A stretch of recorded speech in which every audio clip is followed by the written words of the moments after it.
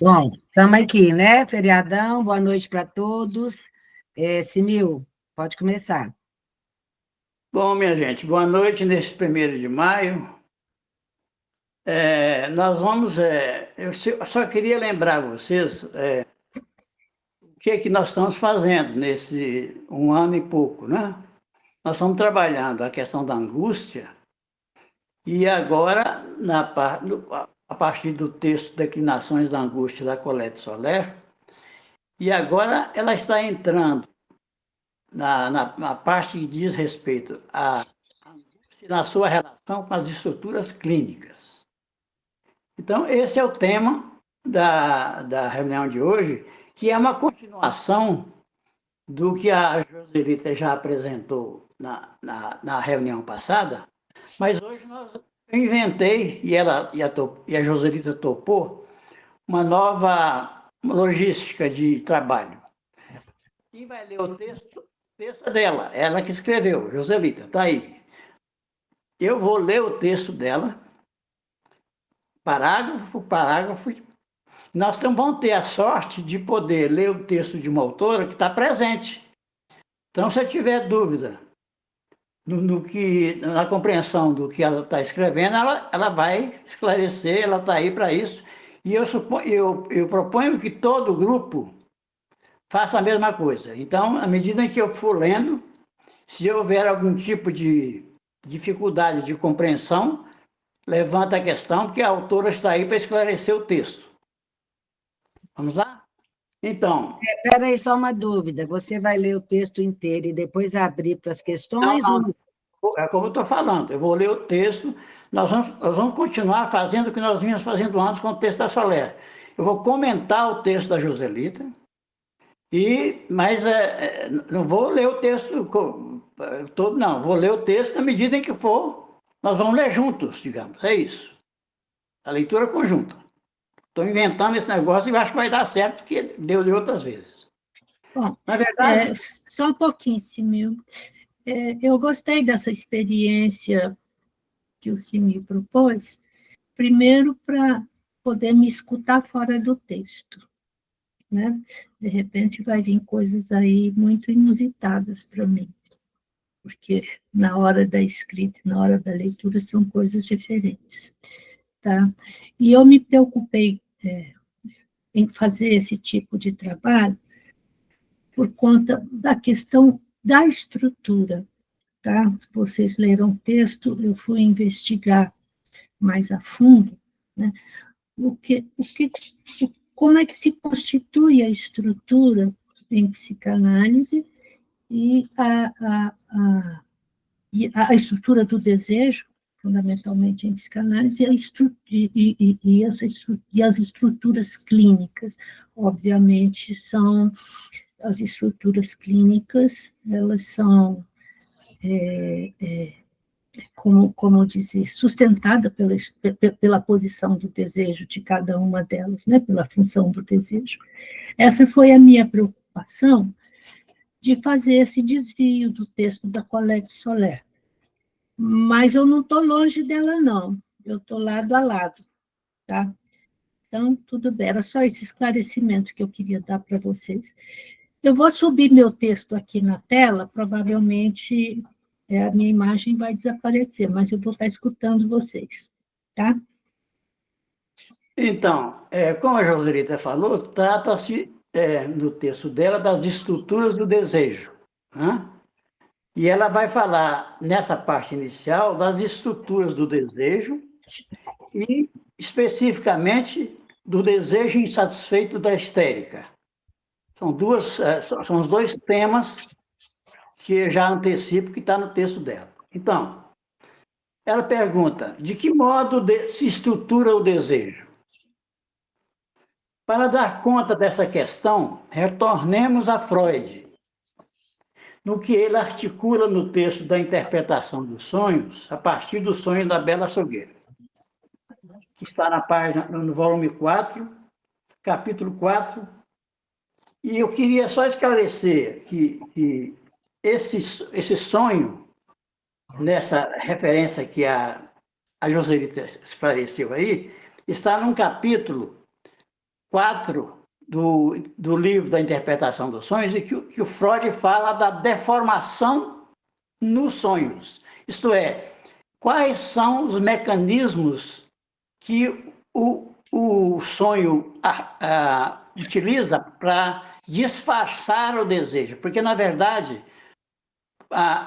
Freud vai partir da definição, e a Joselito vai falar isso daqui a pouco, do desejo, do sonho como realização disfarçada do desejo. Isto é, uma realização do desejo que se dá sob o disfarce dos 2 mecanismos que ela vai desenvolver aqui no texto dela, que são a metonímia e o deslocamento para Freud, e a metáfora, que o deslocamento e condensação para Freud, e que são metáfora e metonímia para Lacan. Então, tanto em Freud quanto em Lacan, continuando o texto dela, a análise desse sonho da Bela Salgueira permite tentar responder a pergunta posta por Lacan. O que estrutura o desejo? Isso está no texto dos escritos, A Direção do Tratamento, que é um texto na página 633. O que estrutura o desejo? Ela, então, relata o sonho, que está lá no texto do Freud. O sonho é o seguinte, da Bela Salgueira. Eu queria oferecer uma ceia, mas não tinha nada em casa além de um pequeno salmão defumado. Pensei em sair e comprar alguma coisa, mas então me lembrei que era domingo à tarde e que todas as lojas estariam fechadas. Em seguida, tentei telefonar para alguns fornecedores, mas o telefone estava com defeito. Assim, tive que abandonar meu desejo de oferecer uma ceia. Esse é o sonho. Agora, essa moça trouxe, e o Freud chama de uma histérica inteligente, criativa, ela trouxe esse sonho para contestar a teoria de Freud de que o sonho é a realização de desejo. Ela vai trazer para Freud um sonho dizendo: nesse sonho eu não realizei desejo nenhum. Essa era a tese dela. E Freud, então, ficou só escutando e pediu que ela fizesse associações, né? Então, a autora diz, então, Joselita, a priori, tomemos este sonho tão enigmático com o qual a paciente de Freud contesta a sua teoria de o sonho ser uma realização de desejo. No entanto, Freud vislumbra aqui a possibilidade de ser um sonho que se satisfaz por um mecanismo de deslocamento. A Joselita já está antecipando, de alguma forma, a leitura que o Lacan vai fazer de Freud e do que o próprio Freud vai possibilitar isso. Freud vislumbra aqui a possibilidade de ser um sonho que se satisfaz por um mecanismo de deslocamento, fazendo alusão ao desejo insatisfeito de uma outra pessoa, evidentemente, aqui. A Joselita não fala isso, mas eu li assim. O desejo do sujeito é o desejo do outro. Isso não está no texto do Freud. Isso está, evidentemente, já na leitura de Lacan, que Freud faz da questão da estruturação do desejo. Alguma pergunta até agora sobre isso?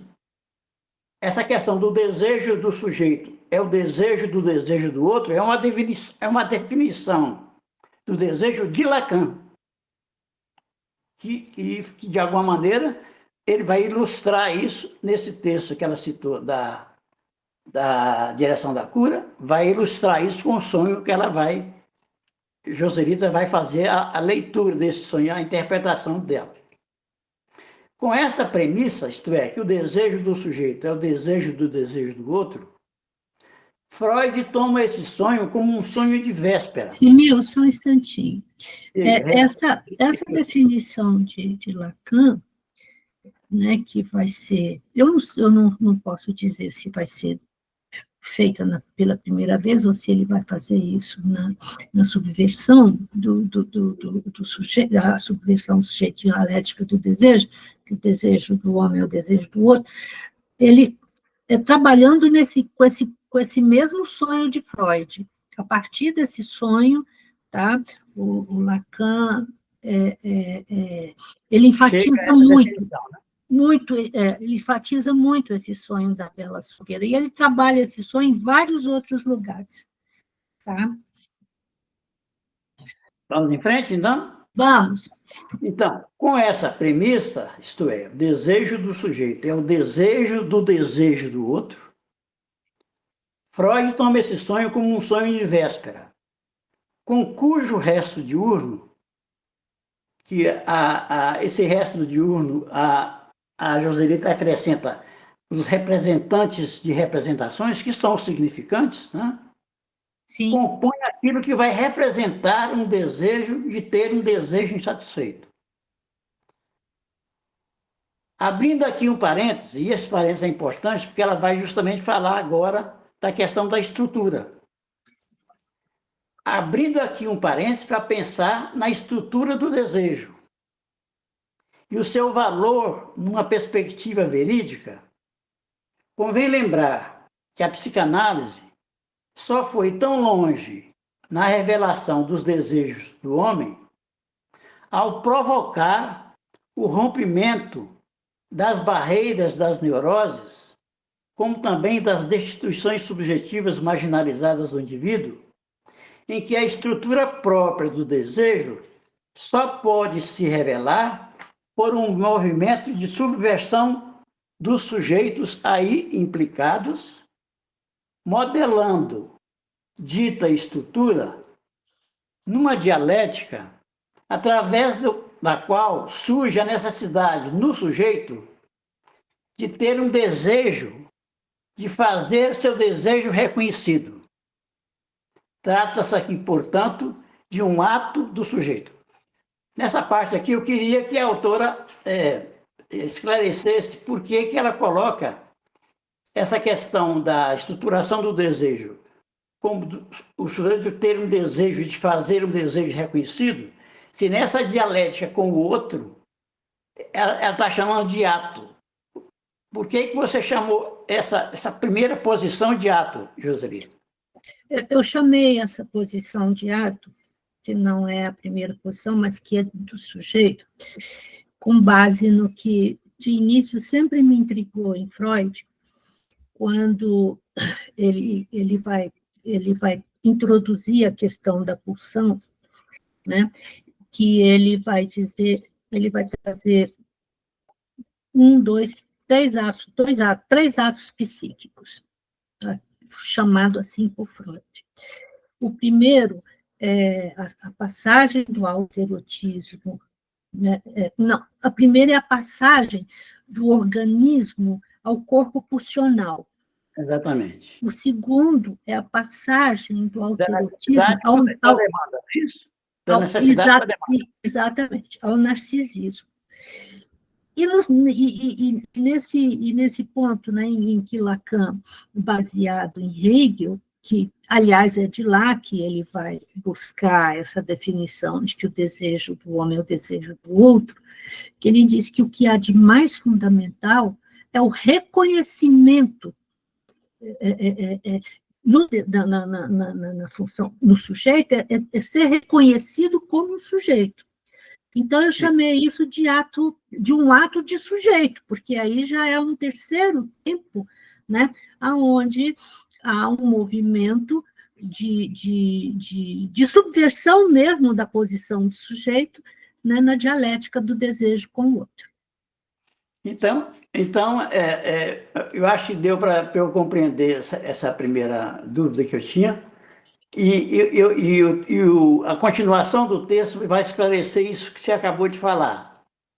Esse desejo, né, no qual se verifica literalmente que o desejo do homem, do sujeito, né, da criança, do homem, se aliena no desejo do outro, organiza as pulsões parciais descobertas na psicanálise, seguindo-as em todas as suas vicissitudes de substituições lógicas, dentre outras, a sua fonte, sua direção, seus objetos. O que eu entendi aqui, que a Joselita está falando, é que esse primeiro momento da criança na relação no caso aí, com a mãe, ou com os primeiros outros que cuidam dela. Porque é aí que se constitui a questão da pulsão. É nesse momento que será, que eu chamo, que eu digo, que o que o Freud nos deu foi um corpo pulsional, que ele nos tira do organismo, né, e nos põe na relação com o outro. Então, e é interessante porque nos estudos que eu estou fazendo sobre o autismo, né, eu tenho feito uma leitura assim, que há uma passagem de Lacan que ele diz assim, se não há corpo, não se constitui a pulsão. Ou seja, esse corpo tem que ser manipulado pela mãe, né? O organismo, porque aí vai se constituindo a superfície desse corpo com seus orifícios pulsionais. Que aí, quando surge a pulsão, já surge a relação do sujeito com o outro, porque a pulsão é esse elo entre corpo e linguagem. Tá? É nesse sentido que você fala que nesse primeiro momento, o homem, isto é, o bebê, né, a criança, se aliena no desejo do outro, no caso, no desejo da mãe. Sim, né, plenamente. Né? E é essa alienação que organiza as pulsões parciais nas suas zonas erógenas. Concorda comigo? Sim. Com a leitura? Somente isso. Justamente. Então, tal alienação se constitui em 2 tempos subjetivos. Aí você vai falar de um primeiro tempo, que eu entendi como do autoerotismo, e de um segundo tempo, que é o narcisismo primário. Mas vamos ver como é que você fala isso aqui. Tal alienação se constitui em 2 tempos subjetivos. É no primeiro tempo da alienação no desejo do outro que a pulsão irá se estruturar na superfície de um corpo. Isso que você disse. Sim. Né? Sim. Sem o qual o corpo não se constituiriam as pulsões parciais que fazem o ligamento do corpo real, do pequeno filhote, ao campo da linguagem que vem da mãe. Porque esse corpo da criança é falado pela mãe. Sim. A mãe nomeia.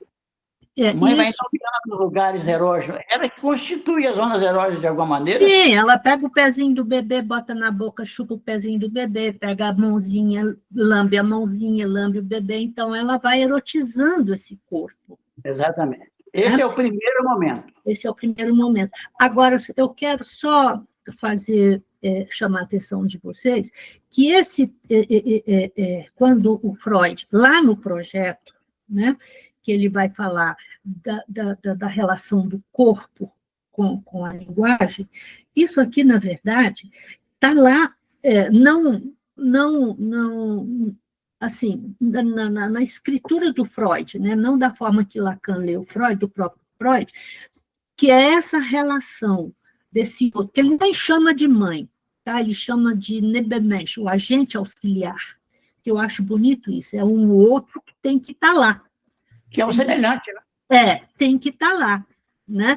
Porque para constituir esse corpo por onde vai penetrar os significantes até atingir o organismo, que aí o Násio explica bem sobre isso lá na constituição do objeto, daquele livro dele, né, sobre as relações de objeto. Então, mas eu queria chamar a atenção que essa relação é trazida por Freud, que ele diz, aqui surge, lá no projeto, quando esse ligamento do corpo ao campo da linguagem, aqui surge a primeira demanda. Sim. Só chamando a atenção para isso. Isso tem desenvolvido, só para acrescentar ao texto e a fala da Joselita, isso está no texto de Lacan, Necessidade, Demanda e Desejo, tá? No texto dos escritos dele. Ele desenvolve isso, justamente. E está também no texto Subversão do Sujeito, estudar e a dialética do desejo. Onde, de alguma maneira, ela tá remetendo a essa leitura de Lacan, porque ela está falando da estruturação do desejo. Você ia falar alguma coisa, não?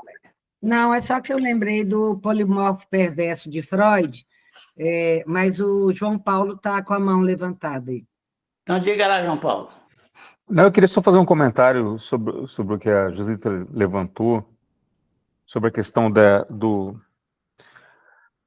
erogeneização do corpo.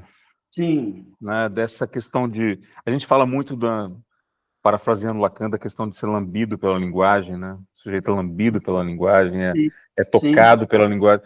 Eu achei muito legal, porque a gente fica pensando aí já no Lacan mais avançado, na linguagem como sendo oriunda, né, da formação triádica, do nó, da formação nodal. Quer dizer, a linguagem a linguagem no simbólico, ela é um grau representativo, mas a linguagem como um todo pode ser demonstrada através do nó. E da gente falar do letramento, né? Quer dizer, não falar agora, mas pensar nisso, né? O que é essa marca de corpo? Essa coisa é interessante que ela vai tomando um outro volume, né, durante a obra do Lacan. E eu tenho essa impressão que na própria obra do Freud, muitas vezes, quando ele vai pensando, principalmente a partir de 1920, no Além do Princípio do Prazer, quando ele vai repensando essa coisa de uma instalação de corpo, não é? Sim. Propriamente dito. Olha, desde os escritos dele, João Paulo, sobre as afasias, né, que bem antes eu acho que o trabalho dele sobre as afasias também bem antes dos estudos sobre histeria. 1890. Ele começa a tirar do cérebro, do organismo, os problemas de afasia, e trazendo para dentro de uma estrutura de linguagem. Esse texto é muito bom, esse texto, embora bem difícil. Ali ele está brigando com os neurólogos e fazendo a diferença da afasia funcional e de uma outra afasia que me vem estrutural, mas ele não fala disso, não. Agora, com relação à questão do corpo, o que me atrai muito sobre isso um trabalho do Spitz, na Suíça. Tá? Isso logo no pós-guerra. A guerra terminou em 45, mais ou menos, né?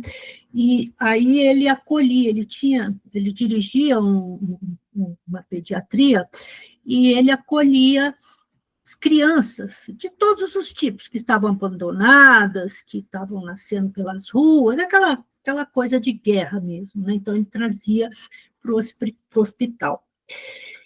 E no hospital essas crianças eram bem cuidadas, medicadas, alimentadas, não é? Limpas, higienizadas e tudo. Mas ele começou a perceber, né, que estava tendo um crescimento muito grande de morte da natalidade, tanto é que ele fala, né, a morte no berço. Surgiu uma psicanalista que era analisando de Freud, o nome, eu tenho até o livro dela, mas eu não me lembro o nome dela todo, que é um nome complicado, é uma tal de Margarida, não sei das quantas. Ela é alemã, e era analisada de Freud. E ela escreveu, ela fez um trabalho muito interessante, mas assim, bem antigo, da perda da linguagem, né, desses desvios na infância, neurológicos, que ela chama, os desvios neurológicos na infância. E nós estamos nesse atual sempre agora, né, com essa explosão diagnóstica dessas coisas todas. E ela fala, então, para o doutor Spitz o seguinte, que ele pergunta, por que essas crianças estão morrendo?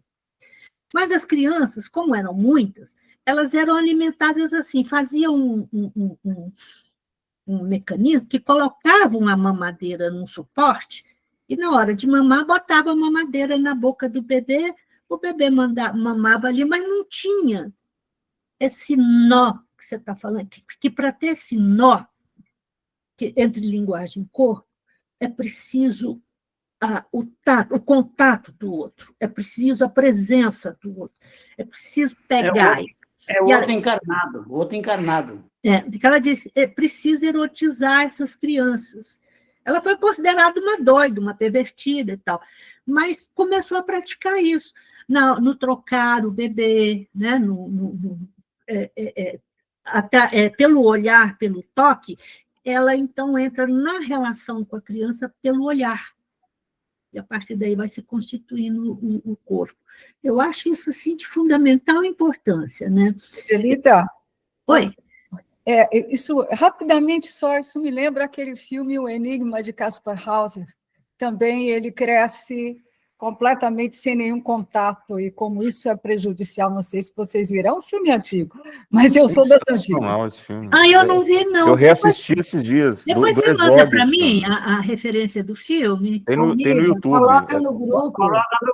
Coloca no grupo, por favor, disso. Eu quero ver, Riva. Eu vou colocar agora. Você coloca, João Paulo, você coloca? Então, ótimo. Sensacional. Joselita, teve uma experiência mesmo, né, na Inglaterra, né, do hospitalismo, onde metade era erotizada, entre aspas, tocada, e a outra metade não, e eles começaram a morrer, eles interromperam imediatamente. Então, mas foi a partir desse trabalho do Spitz, porque o Spitz estava, acho que era em Berna, na Suíça, que ele fazia isso.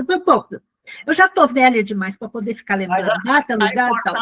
A importância disso aí, me parece, Joselita, eu acho que vocês vão concordar comigo, é essa questão que você colocou da alienação no desejo do outro. Isso. De um outro encarnado. O Lacan vai dizer que o desejo humano é desejo do outro, que vem do outro. A criança não nasce sujeito. Não nasce. Ela nasce digamos, esse corpo pulsional completamente despedaçado, e que a mãe ou o outro, no sentido semelhante, aí, o que cuida dela, através da linguagem, vai tirando essa criança, daí essa coisa da questão da necessidade, porque esse exemplo que a Ana deu, da criança ser, que você também deu, José, da criança ser... Só alimentada, né?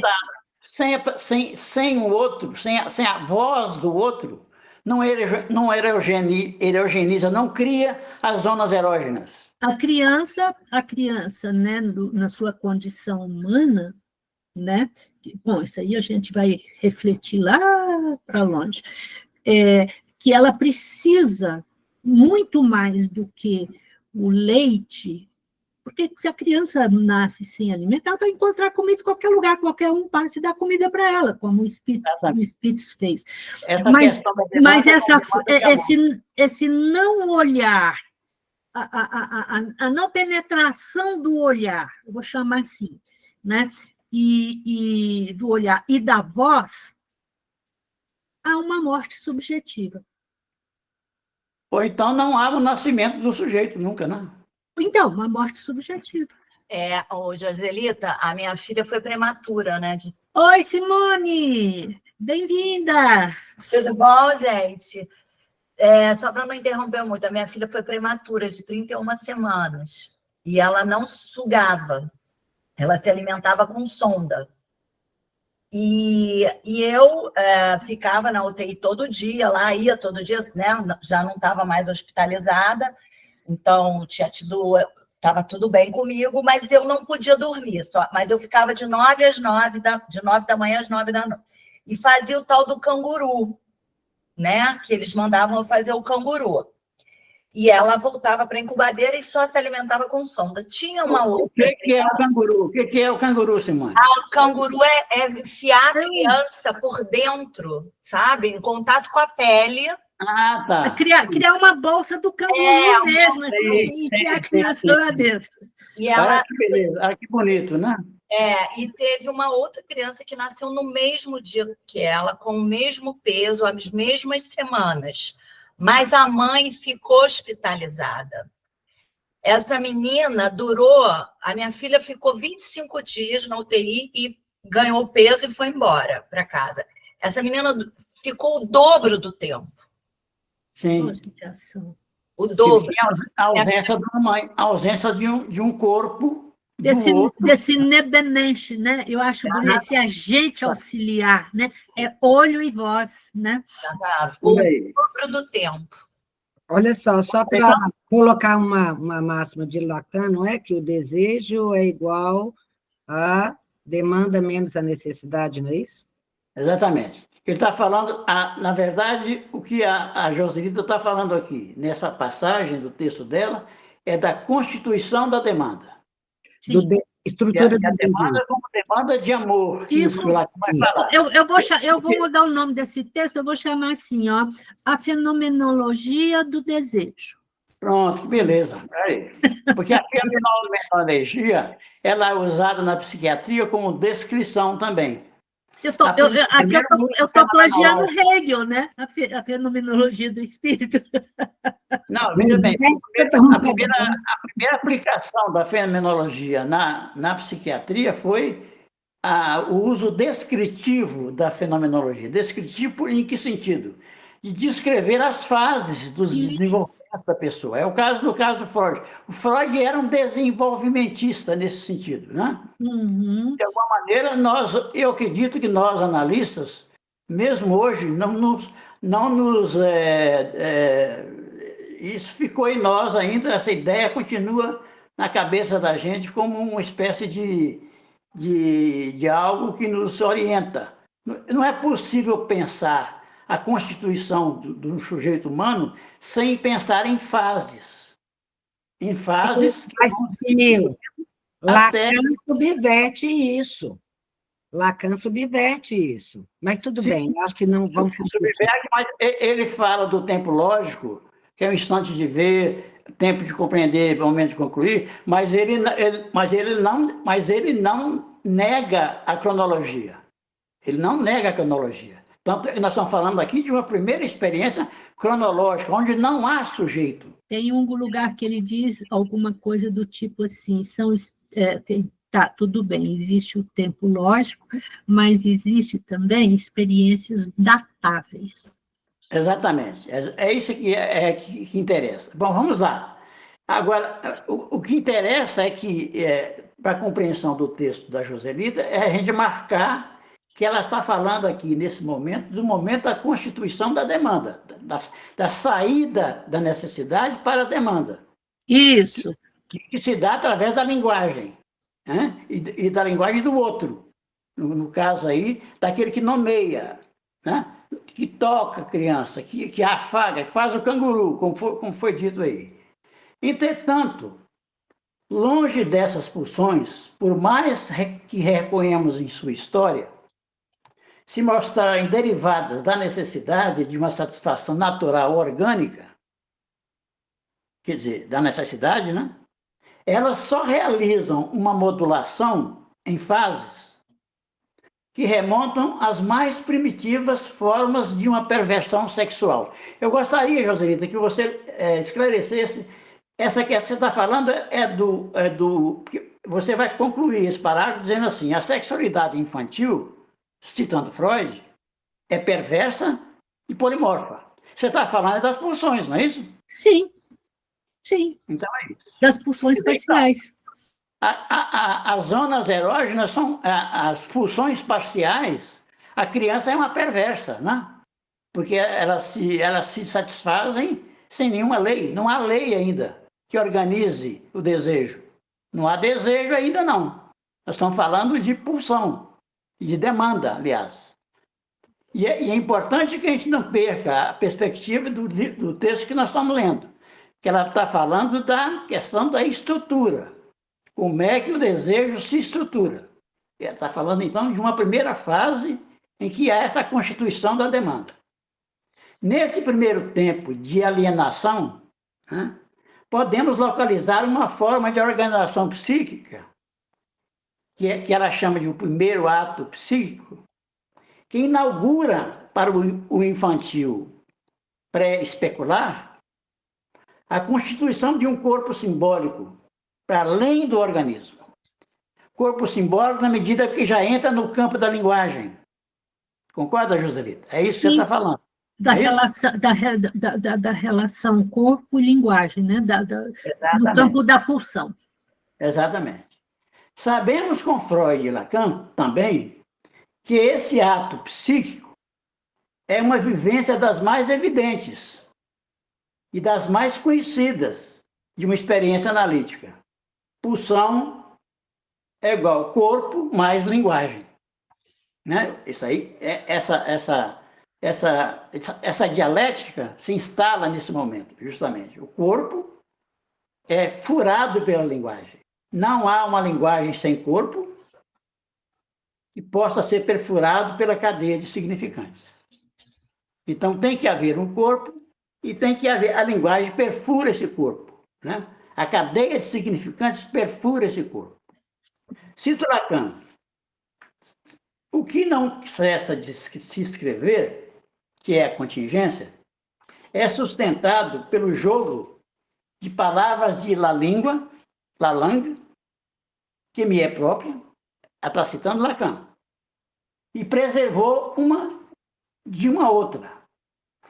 Porque a citação de Lacan está um pouco obscura, porque, não sem razão, a certeza que é atestada no pensamento pelo modo da necessidade. Enfim, eu acho que, às vezes, o Lacan complica mais do que é necessário. Ele está falando aqui que Lalangue, digamos, é que estabelece justamente a primeira relação da criança é com Lalangue. Sim, mas esse Lalangue vem do outro também. Sim, da Não é linguagem. uma invenção da criança, né? Então, que é isso e que vai preservando dessa necessidade da criança com essa mãe. Exatamente. Lalangue são esses ruídos, né? Esse blá blá blá de mamãe, que vão formando. O Lévi-Strauss fala uma coisa interessante, que ele diz assim, o nosso pré-consciente é a nossa constituição fonética, né? Então, vão constituindo os fonemas para essa criança. Tá? Agora, veja bem, Joselita, eu queria só fazer um acréscimo a essa leitura aí que você fez do fonético, né? O fonético não é só a palavra, não. Desculpa, não é fonético, não. Ele fala, não, é o nosso léxico, desculpa. Não, mas eu acho que eu entendi o fonético, sim. O fonético, Lalangue é o fonético, digamos, de alguma maneira. É os murmúrios, porque não é só palavra, tem também gestos. Sim. Porque o Lacan fala que significante não é só palavra, que um gesto pode ser significante. Sim. Ora, é importante compreender como Lacan aplica na psicanálise a linguística muito diferente dos linguistas, que o Lacan chama de linguisterie, que ele faz, que é uma aplicação na psicanálise dos fundamentos da linguística. E até agora, lendo Freud, como a própria Joselita citou, dos primeiros textos que ele estudou, como é que chama? Dos distúrbios neurológicos. Sobre a afasia. Que a afasia é um distúrbio de linguagem. É um distúrbio de linguagem. Quer dizer, o Freud já era, de alguma maneira, fisgado pela linguagem desde o início, mas não sabia. Da mesma forma que quando ele fala de condensação e deslocamento, nós vamos ver aqui no texto, ele está falando de linguagem, ele está falando de metáfora e de metonímia. Sim, isso aqui é bonito. É importante essa conexão que vai se dando entre o bebê e esse outro, esse cuidador, essa mãe, né? A Lasnik traz umas pesquisas bem legais que acontece assim, nesses primeiros dias do bebê. Então, tem uma pessoa que está lá e começa a estender o dedinho para a criança, e a criança faz essa conexão, segura esse dedinho, responde ali, e aí essa pessoa vai e tira o dedo. E essa criança, depois, ela vai provocar, ela provoca esse outro que esse outro continue ali fazendo. Quer dizer, tem uma resposta desse outro, mas tem uma resposta também dessa criança. Ali, a demanda é do outro, mas peraí, a demanda é no outro no primeiro momento, né? E depois a demanda do outro, né? Aí você vai criar esse circuito, mas tem que ser introduzido pelo cuidador. Eu não quero falar de mamãe, que eu estou de saco cheio de mamãe. É o cuidador. Cuidador, né? Mas deixa eu falar uma coisa sobre essa demanda do outro aí. Eu acho que em Lacan, tem a questão do genitivo, né? Genitivo subjetivo é a demanda que a criança faz ao outro. E o genitivo objetivo é a demanda que o outro faça à criança. Que a mãe faz à criança. Porque a mãe coloca esse bebezinho como objeto. Então, tem essas duas colocações que você fez aí, que vai formar esse circuito da demanda, que aí vai tirar, distanciar a questão da necessidade, né?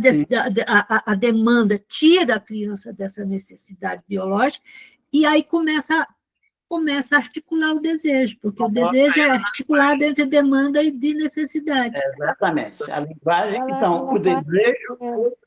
Se movimentar, é um movimento ativo dessa criança na relação com esse outro. Tem um movimento dela ativo.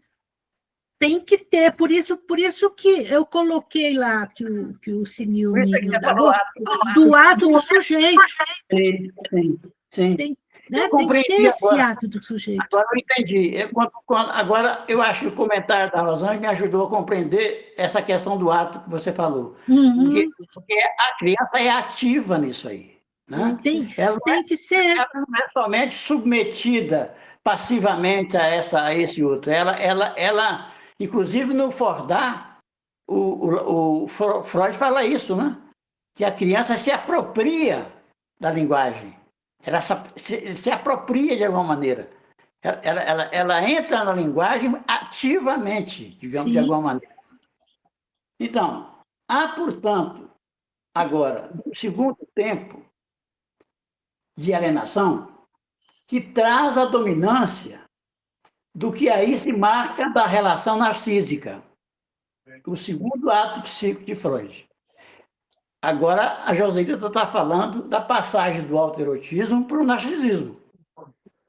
Nessa alienação, nessa segunda alienação, que se inscreve no sujeito, de modo bastante ambivalente, uma posição na qual poderá identificar no par perverso o desdobramento interno de sua existência e das escolhas que ditarão as vicissitudes do seu destino. Você quer esclarecer essa passagem, Joselita? Por que você está falando de par perverso? O par perverso, nessa posição, dessa passagem do autoerotismo para o narcisismo, né, é ainda essa relação dual da criança com a mãe. É um par perverso. Que ainda é perversa. Ela principalmente na constituição do primeiro narcisismo. Sim, né? sim, e aí, sim. Aí vem ela sai dessa fase pré-especular, né? E vai então, investir fora do corpo a libido nos objetos fora do corpo. Já... A partir da experiência do espelho, né? Também, né? A partir da experiência do espelho. Sim. Sim. Claro. Então, vamos lá. Ficou claro? Vocês estão acompanhando, gente? Tem alguma dúvida? Bom, então cabe lembrar aqui que foi somente o passo decisivo de Freud que valorizou a perversão, no caso aí, quando ele fala que a criança é uma perversa polimorfa, como uma questão subjetiva no processo de desenvolvimento humano, anexando a perversão como parte da sua teoria do eu, da constituição desse eu primitivo, né? Esse eu ideal. Sim. E que se inscreve inteiramente na estrutura da relação narcística do imaginário, portanto. a Joselito está dizendo que essa questão do Freud anexar a perversão como parte desse momento de constituição do eu primitivo, né? Do eu especular, né? Do eu narcísico, né? Que é o narcisismo primário, que Lacan, que Freud fala na introdução ao narcisismo, que há como é que ele fala mesmo? Você gosta muito dessa passagem, que há um ato psíquico aí. A passagem do autoerotismo para o narcisismo é necessário um ato psíquico. Exatamente. Ele fala é o segundo ato. Literalmente é Freud, isso aí. Na introdução ao narcisismo. Ele fala, são 3 atos do organismo do corpo, né, onde a necessidade vai sendo diluída, vou dizer assim, porque não acaba, né? E depois, nessa passagem se constitui o corpo, as bordas corporais vão introduzir as vicissitudes, as pulsões parciais, que vão ligar o sujeito com o outro. Então, são atos psíquicos. Né? E insisto naquilo que você falou, Simil, de que se é do sujeito, se é da criança, se é do eu, é ativo, não é nesse momento não é passivo, é ativo. Apesar do Lacan falar em assujeitamento. Né? Sim, mas não nessa formação desse ato. Eu acho que o assujeitamento, a própria palavra já diz a partir do sujeito. Sim. Já é um outro tempo. É que não existe alienação sem separação, e vice-versa, né? É esse jogo, né? Mas a separação vem depois, ainda não estamos nela, né? Não nasce. A alienação e separação, elas são concomitantes. Elas são representadas na teoria como conceitos distintos, mas elas são concomitantes. Não uma vem atrás da outra, né? Não, alienação e separação não. Exatamente. Mas aí a gente Você acha, então, João, deixa eu só provocar você para você desenvolver mais o seu raciocínio. Você acha, então, que na constituição dessa alienação primitiva da criança, ela já está separando?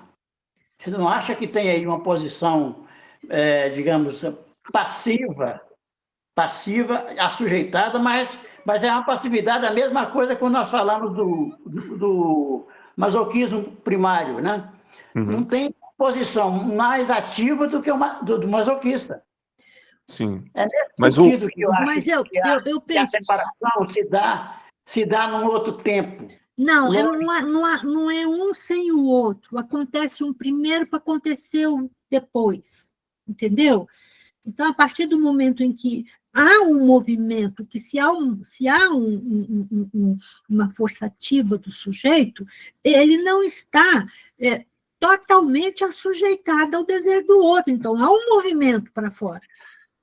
Não há sujeito. Você concorda, João? Concordo. O Lacan ele explora muito um conceito, inclusive no livro do Duncker, Estrutura e Constituição da Clínica Psicanalítica, que eu recomendo fortemente esse livro, porque ele vai fazer uma genealogia da clínica. Ele vai começar na Grécia e vai até hoje, mas assim, quando ele entra mesmo no nascimento da clínica, é o nome, ele pegou do Foucault, né? Mas ele vai colocar hoje nós só somos copiões. Mas é o nome mesmo que ele coloca. Aí ele vai desenvolver a ideia da clínica psiquiátrica, para depois da clínica psicanalítica, e aí ele vai trabalhar semiologia, ele vai trabalhar etiologia, tudo. É fantástico, o livro é fantástico. Mas assim, nesse capítulo, ele fala muito... Fala muito não, ele fala um pouco, mas dá uma boa ideia disso, de como Lacan vai trabalhando a ideia de subversão o tempo inteiro no texto, né? A subversão do sujeito, o avesso da psicanálise, Anvers, né? Seria a tradução disso. Então, o que é a subversão? Ele coloca. O que significaria a versão nesse sentido? Versão. A versão é a torção, né? Seria a ideia primária da ideia de diversão é a ideia de torção, dessa torção. E ele fala, os movimentos de alienação e separação, eu falei concomitante, mas concomitante talvez não seja a palavra, não é um sem o outro, é como você colocou, Joselito. Não há um sem o outro. Aí eu concordo, porque é diferente de ser concomitante. Porque é a mesma coisa da questão do amor. Está muito preciosista, Simil. Não, vale. por favor, eu estou dando a minha leitura, a minha compreensão. Nós precisamos perder o vício dessa ideia de fase, que é um vício psicanalítico. O primeiro tempo, o segundo tempo, o terceiro tempo. Ou seja, não vem um em primeiro lugar, outro em segundo lugar. Vem nesse movimento, João Paulo, que você colocou bem, são torções, né? Vão fazendo modulações por torções. Vai avessando. Deixa eu argumentar, por favor. Eu estou divergindo dessa história do concomitante, que eu acho que o próprio João Paulo,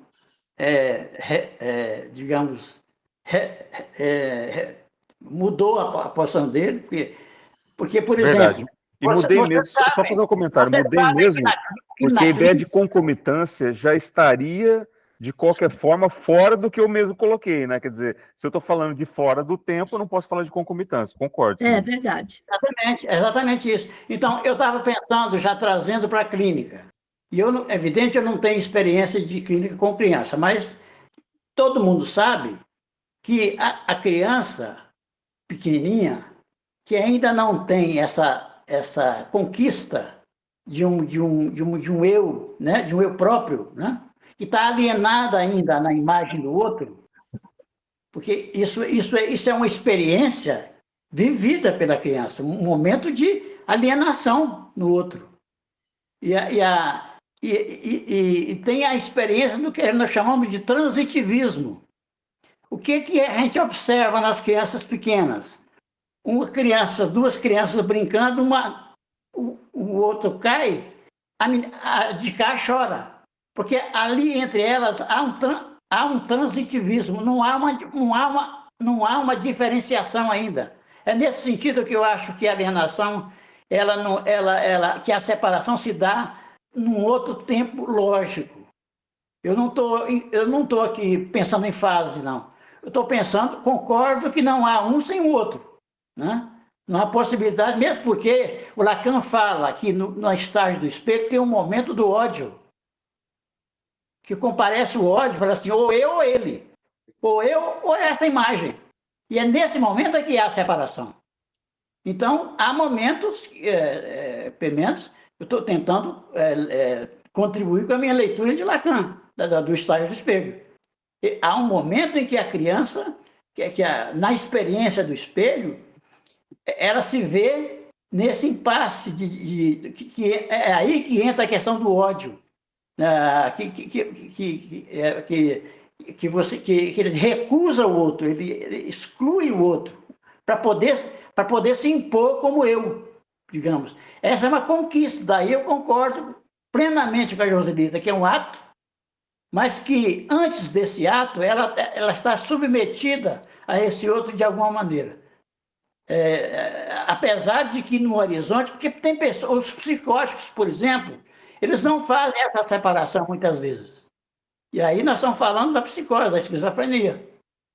Existe uma coisa que não há no psicótico e na transferência com o psicótico, a gente vê isso, os caras colam na gente.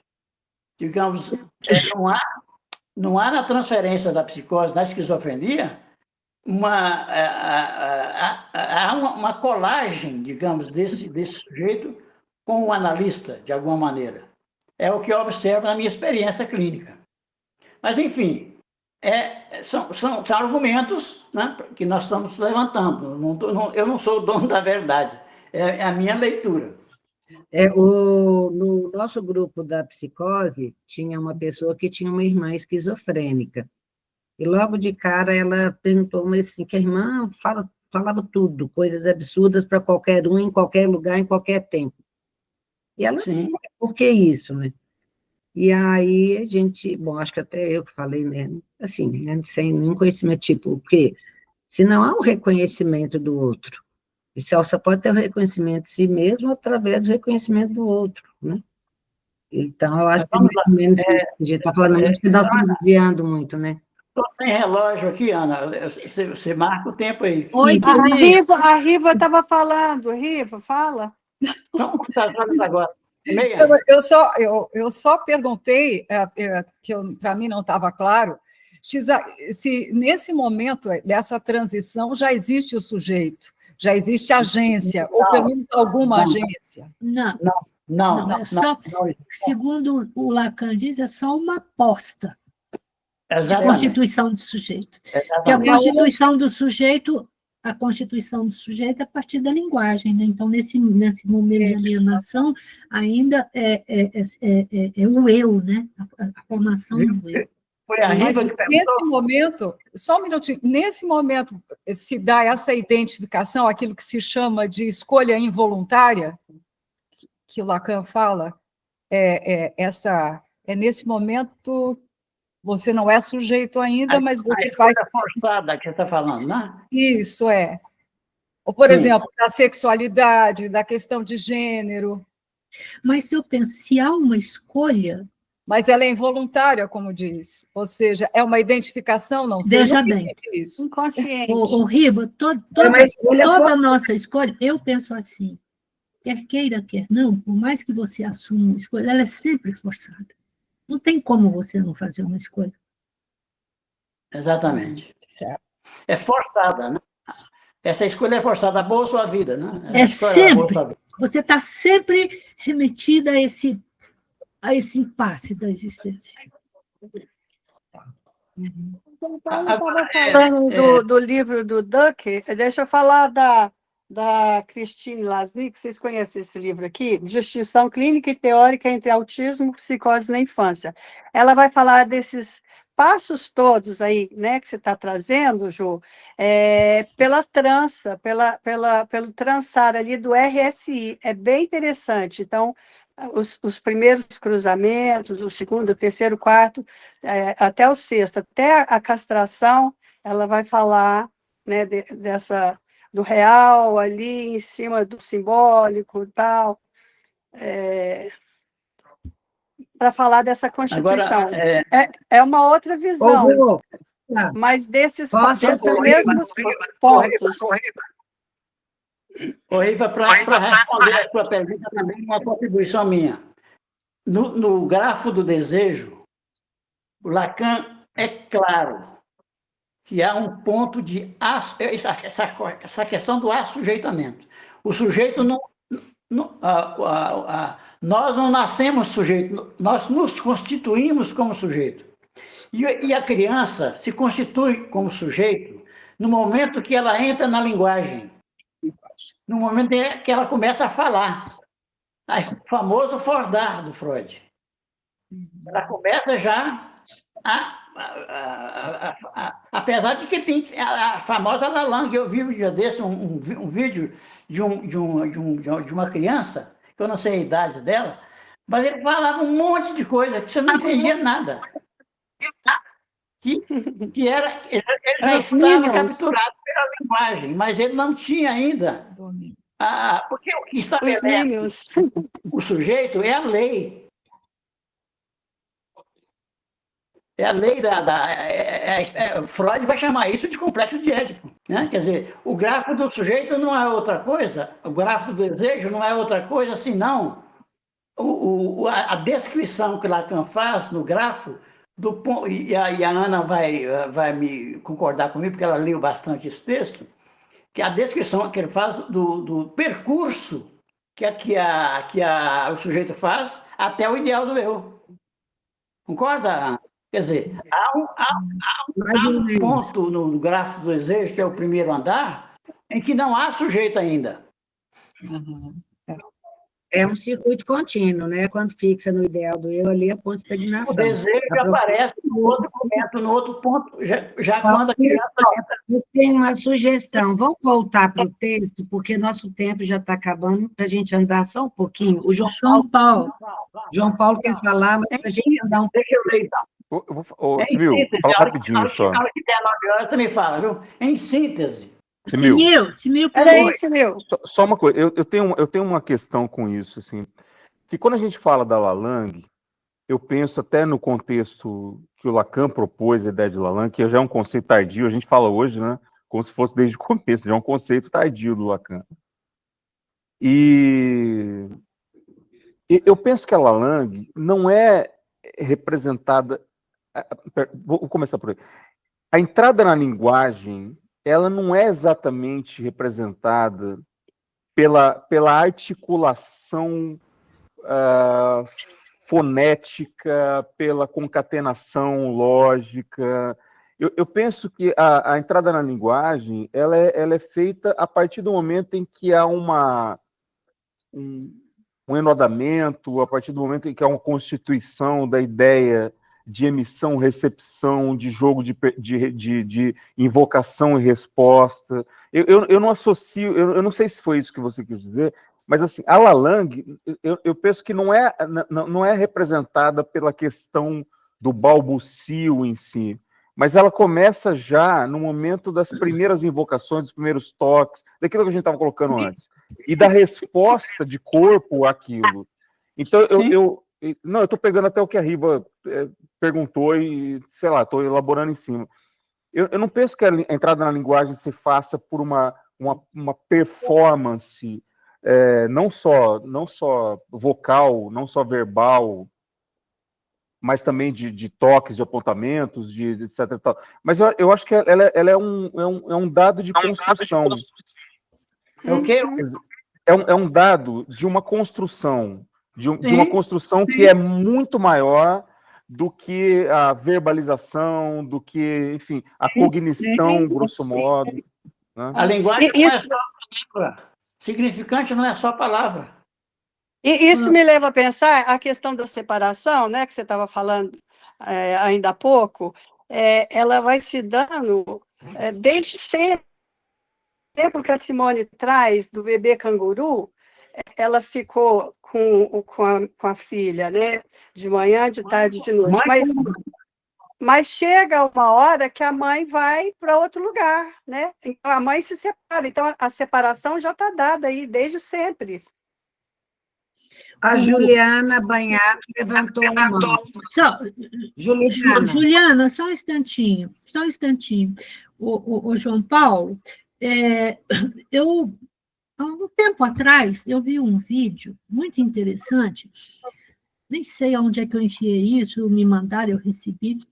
É uma senhora com um bebê na mão, uma senhora não tão jovem, né?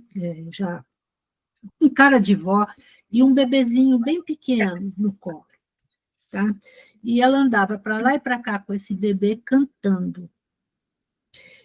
E, de repente, o bebê começa a fazer movimento de boca, sabe? Acompanhando o movimento de boca da avó. E eu me lembro, no final do projeto, quando o Freud vai falar, não é, das nossas representações, que ele vai dizer o seguinte, que o nosso aparelho psíquico, nós temos a representação objeto, né, e a representação palavra, que ele diz que a representação objeto é mais limitada, e a representação palavra, né, ela é ampla. Mas não é uma palavra que tem som. Por exemplo, você faz o movimento do corpo, né? Isso já é uma representação palavra desse movimento. É uma representação do movimento. A representação, a criança não ouve o som, é a representação do som, o som em si. Por isso é que eu acho que a fonética é importante. Não pode sem palavra. E o Lacan diz, é um discurso sem palavra. Quer dizer, você vai constituindo um discurso fora, não é fora da linguagem, está na linguagem, mas sem palavra. Ainda não tem a letra nesse momento. né, nessa relação de O conceito de linguagem para Lacan é mais amplo, como o próprio João Paulo falou. Não é só as palavras. Não. A linguagem não são só as palavras. A linguagem é muito mais ampla do que a palavra. É isso que você falou, João Paulo? Sim. Porque é significante, né? A Juliana estava querendo falar. Cadê? Foi sem querer, desculpa, eu levantei sem querer, desculpa. Não, fala, vem. Não, foi sem querer, eu fui mexer aqui no meu telefone e levantou. Sabe como dizia o Chaves, lá do Chapolin? Sem Foi sem querer, querer. querendo. Foi. Vamos lá. Vamos texto, então. É aquilo que fala que causa, que é mais do que a linguagem, o significante que é a causa, né? Né? Exatamente.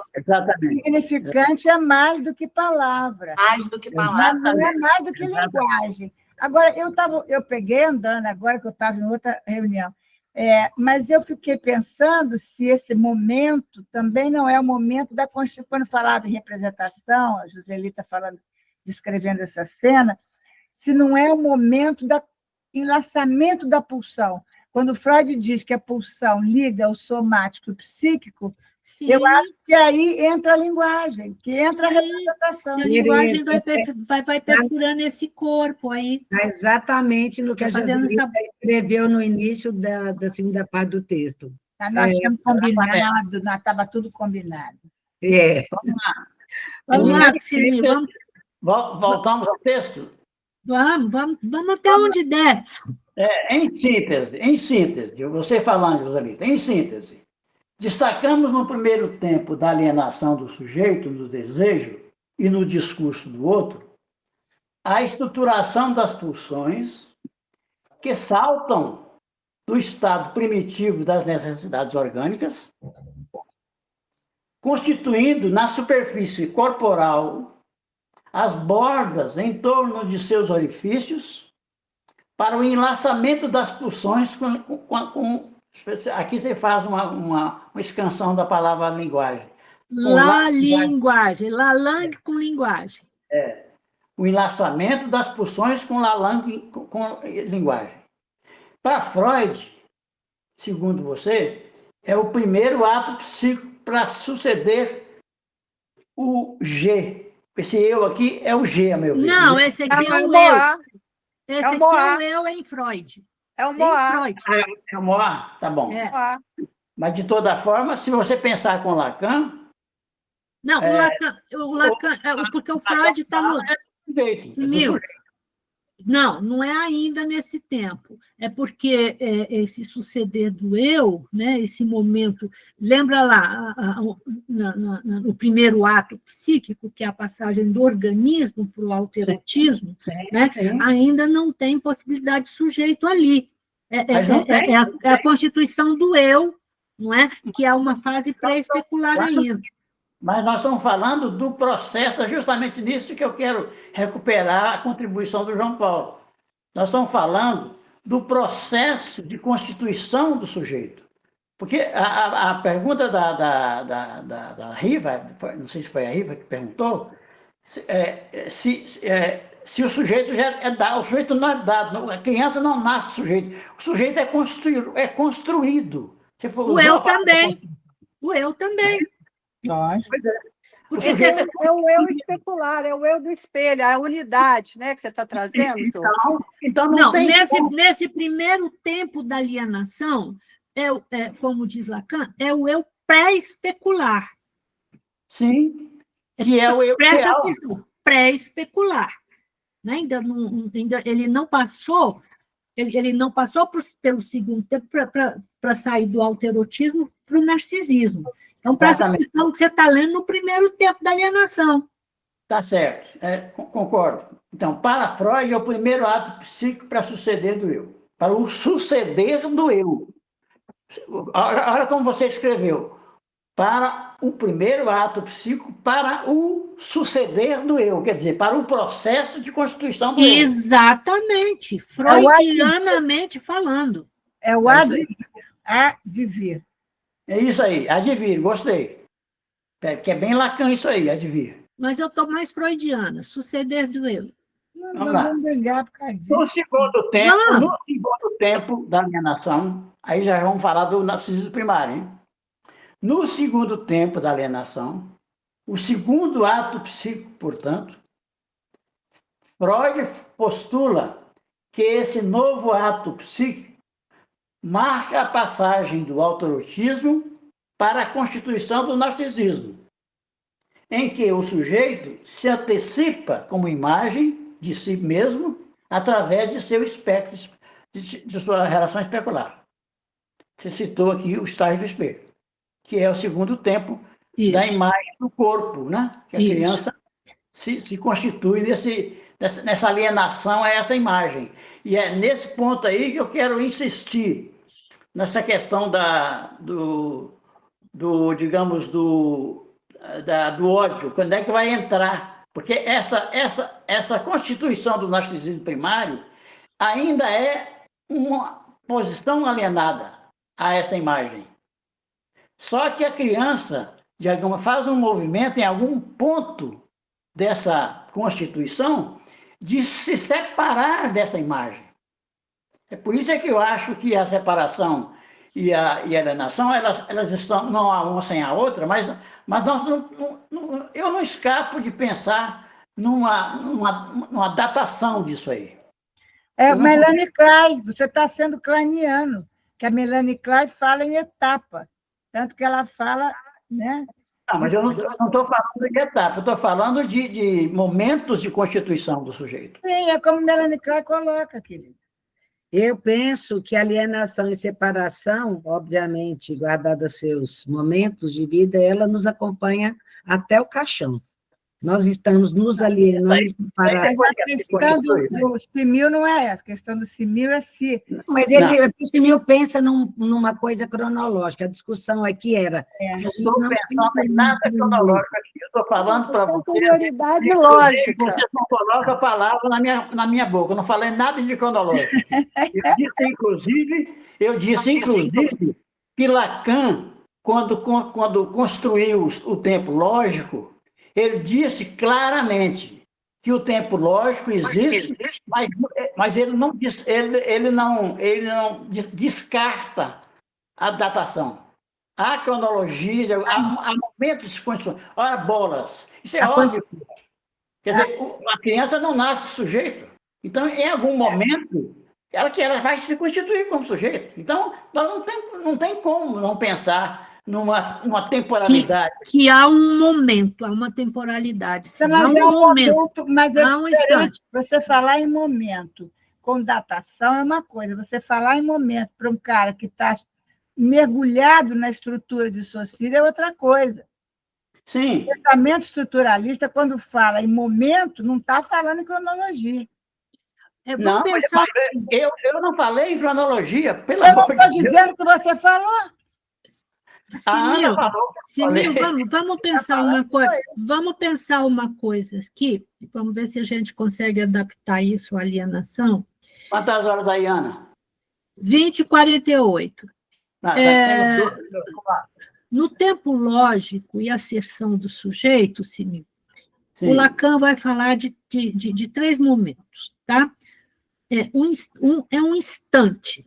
Um instante de ver, um instante de compreender, um instante de perceber, mas é um instante, é um tempo muito instantâneo. Que tem a ver com isso. Aí depois há um segundo momento, um segundo tempo, que é o tempo de compreender. Que aí ele retoma Freud no Recordar, Repetir e Hiperlaborar, o Duchamp Baiton, que o Lacan vai dizer assim, não basta compreender apenas, é preciso compreender o que foi compreendido. Sim. E depois conclui. Né? E essa conclusão é a asserção do sujeito, como diz o cara assim, eu sou branco. Tá? Então, ele vai trabalhar muito essa questão da alienação e da separação, com relação aos caras dos discos, porque tem lá os discos brancos, os discos pretos, e aí eles vão se alienando, né? Eles vão se identificando com seus parceiros ali, até poder desenvolver um raciocínio lógico e compreender, e concluir o que ele compreendeu. Que isso aí, né, isso aí é uma coisa de ordem consciente que não tem cálculo, não tem pensamento. Isso. Não tem... O inconsciente não calcula, o inconsciente não pensa. É algo da ordem de uma lógica. Uma expressão. É uma lógica estrutural. Tanto eu achei muito bom que você retomou, porque ele fala instante de ver. Instante é uma palavra que tanto serve para o tempo como para o espaço, porque tem a ver com instância. Tempo, ele fala em tempo. E depois, momento. Momento também é uma palavra que tem a ver com o espaço e com o tempo. E aí ele diz, momento de concluir o quê? O tempo de ver. Então, ele faz uma volta. Ou seja, não é um antes, durante e depois. É um antes, durante e depois, do antes, durante e depois, do antes. Então, aquilo faz um... Circular, como a cadeia de Lacan é circular. Ou seja, é batida do significante. Eu sou branco, né? Eu achei muito bom você ter trazido isso, porque tem esses elementos interessantes, que ele só chama de tempo, o do meio.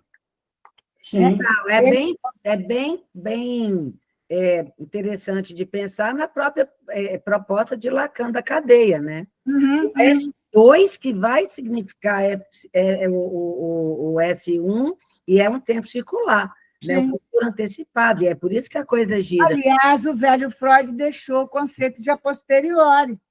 Eu sempre estou achando que o Lacan... Freud deixou... Inventou, sim, o pequeno objeto A.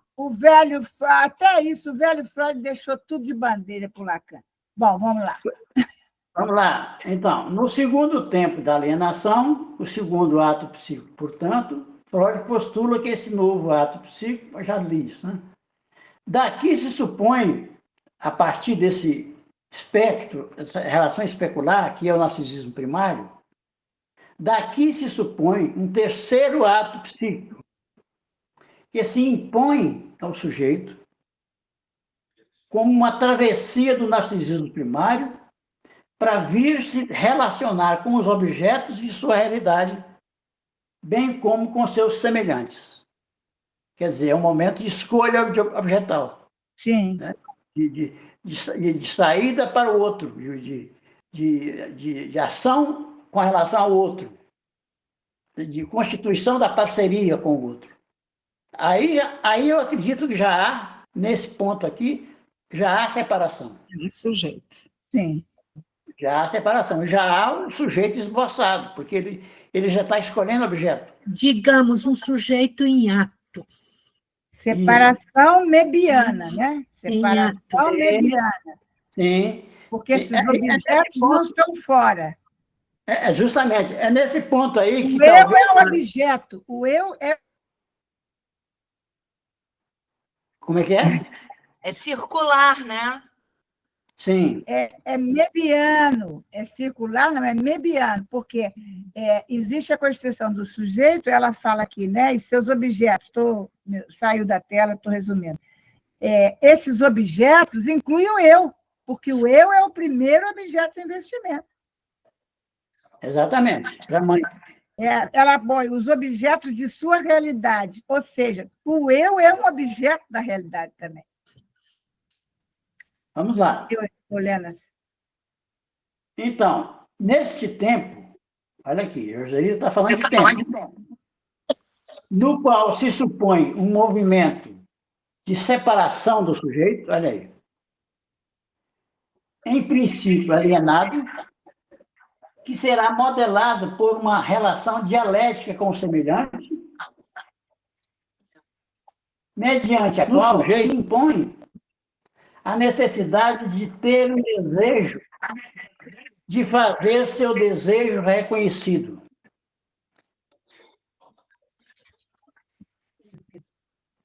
Trata-se aqui, portanto, de um ato do sujeito. Novamente, a Joselita está bonita. Está bonito, sim. Esse é o momento do reconhecimento. Quer dizer, o que é de mais importante né? Vou chamar assim, nessa fenomenologia do desejo do sujeito, todo, é chegar nesse ponto de ter o seu desejo reconhecido pelo outro. Exatamente. Quando a criança vira para a mãe lá no espelho, né? Ou que ela cospe a papinha na cara da mãe. E, gente, eu tô num tempo bem anterior a esses exemplos que vocês estão trazendo. Eu estou no tempo em que a mãe vai pegar o bebê no berço e o bebê entrega assim, levanta o peito, abre a barriguinha assim. É tão gostoso. Né? Antes da mãe pegar, quando a mãe chega no berço, o bebê já se oferece. Ó, estou aqui. É a questão já do bebê com um certo desejo de ser desejado. Né? A Marie-Christine trabalha muito isso lá com as crianças de risco dela. Você está trabalhando com ela no grupo? Tô. Legal. Então, pois, de acordo com Lacan, tomar o desejo ao pé da letra. Eu acho que a gente deveria ficar por aqui, porque já é uma outra abertura que você está fazendo para chegar na análise do som da Bela Salgueiro. Nós continuamos, então, na próxima reunião, com a mesma logística. Se vocês gostaram, se está bom assim. Eu acho que está bom, acho que está maravilhoso. Eu acho que poderíamos tentar, porque a psicanálise é bom demais, mas a gente vai ficando, né, tentar só ficar um pouquinho mais no texto, para a gente aproveitar a autora, porque...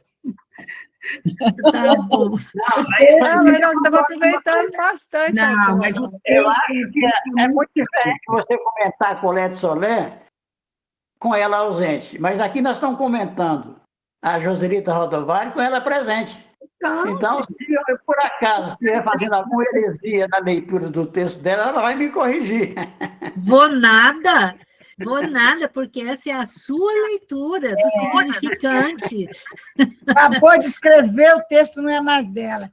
Bom, gente, olha só, na próxima, 15 em 15... Um beijo para vocês. Olha, um beijo, eu vou parar a gravação. Obrigada. Tchau, gente. Obrigada a vocês aí. A gente reúne de 15 em 15, gente? De 15 em 15. Eu vou fazer mais uma, depois eu vou viajar. Aí vocês vão morrer de saudade de mim. Eu vou morrer de inveja. Tchau, gente. Até a próxima. Obrigada.